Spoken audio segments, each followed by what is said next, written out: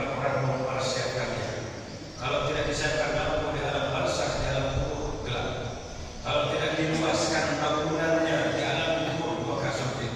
Jika tidak persiapkan penghiburnya, maka akan sedih. Jika tidak disiapkan kegembiraan untuk masuk ke dalamnya, maka akan bersedih di dalamnya. Apa yang kita siapkan sejak dini? Jadi semuanya untuk kita mengambil salihan, kita mesti membuat asalah fa'alaiha. Lalu apa penerang di dalam di antaranya yang dikatakan oleh Sayyidina Abu Bakar As-Siddiq, walaupun banyak pada versi lain di antara hadis Nabi dan asar para sahabat, yang dikatakan oleh Sayyidina Abu Bakar As-Siddiq adalah la ilaha illallah Muhammadur Rasulullah. Diamalkan kalimat ini. Banyak hadis Nabi mengatakan man qara'a la ilaha illallah Muhammadur Rasulullah bi atamaratin kulla yawm ja'a yaumul qiyamah wa wajhuhu kal qamar lailatal badr. Banyak lagi hadis yang lain Nabi katakan man qara'a barang siapa membacanya. Jadi mesti awal dibaca. Di antaranya hadis yang kita kemukakan tadi, siapa yang membacanya kata Nabi sampai 100 kali sehari, ja'a yaumul qiyamah, dia datang nanti pada hari kiamat, wa wajhuhu, wajahnya bagaikan bulan purnama akan tasma 100 mi'atu marrah, 100 hari. La ilaha illallah Muhammadur Rasulullah, la ilaha illallah Muhammadur Rasulullah, la ilaha illallah Muhammadur Rasulullah. Dikali dua, bukan yang la ilaha illallah, la ilaha illallah itu nanti pada hadis yang lain. Pada hadis ini menggandeng dua kalimat la ilaha illallah Muhammadur Rasulullah. Satu yang pertama dibaca, baca. Atau kalau kita mengamalkan zikir Nabi istilahnya saja la ilaha illallah, la ilaha illallah, la ilaha illallah. Nanti penutupnya Muhammadur Rasulullah sallallahu alaihi wasallam. Harus ada kalimat gandengannya. Nanti pada hari kiamat korban siapa? Kalau la ilaha illallah siapa? Anak cucu Nabi Adam semua la ilaha illallah. Umatnya Nabi Nuh sama la ilaha illallah. Umatnya Nabi Ibrahim sama la ilaha illallah. Umat Nabi Musa sama la ilaha illallah. Umat Nabi Isa sama la ilaha illallah. Apa yang membedakan antara umat dengan umat yang lain? Kalimat selanjutnya. Kita punya yang terbaik, kita punya yang paling luar biasa, kita punya yang paling istimewa. Lanjutannya yang kita punya adalah Muhammadur Rasulullah. Kalimat paling hebat, sehingga dua kalimat inilah yang tertulis di Iqmadul Aras. Dua kalimat inilah juga yang tertulis di Babul Jannah, yang mau di atas pintu surga. Dan kalimat ini surga ini juga kata Nabi Adam ketika Nabi Adam masih di dalam surga. Ra'aitu, aku lihat kata beliau, di setiap sisi, di setiap tempat surga tidak ada lagi tulisan la ilaha illallah Muhammadur Rasulullah. Tiket untuk masuk ke dalam surganya Allah Subhanahu wa taala ada pada diri umat baginda Nabi besar Muhammad sallallahu alaihi wasallam, ada pada kita semua. Jadi man qara'a, pertama siapa yang membacanya. Al-iman billah iqrarun bil lisan. Baru tasdiqun bil janan. Kemudian baru amalu bil arkan. Iman kepada Allah pertama iqrar. La ilaha illallah Muhammadur Rasulullah. Wa asyhadu an la ilaha illallah wa asyhadu anna Muhammadan Rasulullah. Iqrar wa tasdiq bil janan. Hati membenarkan.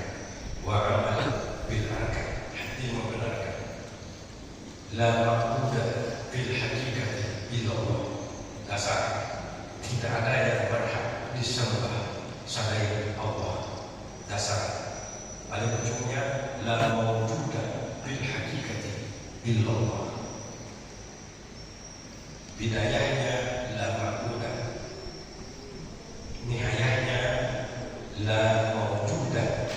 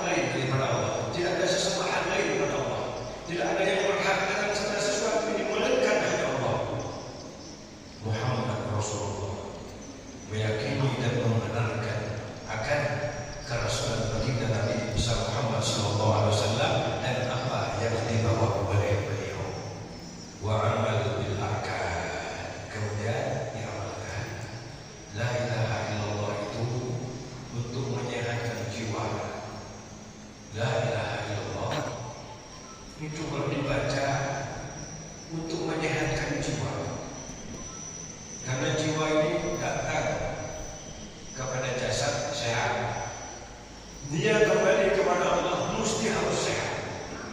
Salah satu cara mensehatkan jiwa kita ini adalah dengan memperbanyak kalimat la ilaha illallah.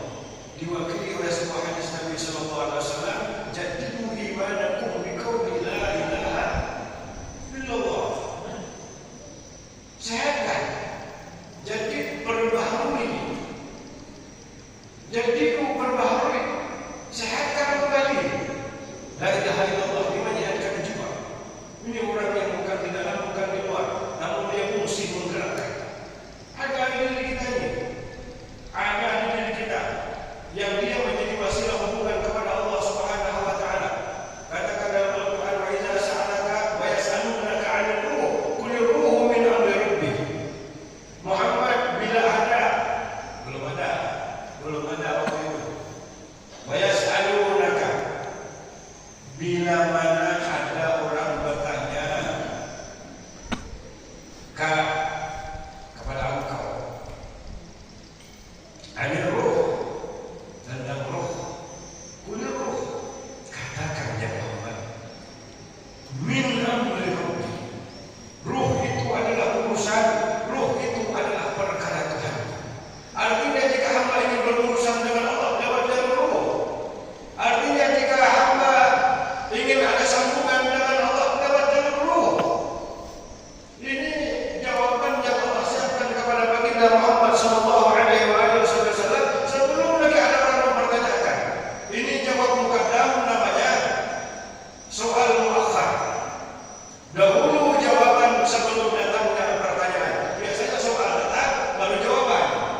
Setiap apapun soal jawab, bila mana datang pertanyaan datanglah jawaban. Ini tidak, jawaban didahulukan oleh Allah. Kemudian sebelum lagi ada orang mempertanyakan ini kepada baginda Nabi Muhammad SAW, Allah sudah menjawabnya. Qul ruhu min amri rabbi. Ruh itu urusan Tuhanku. Lalu orang pergi dari sini, sudah, ruh ini urusan Allah, selesai urusan. Selesai urusan. Jangan dipertanyakan lagi, bukan jangan dipertanyakan, Allah sudah menjawab ini sebelum dipertanyakan.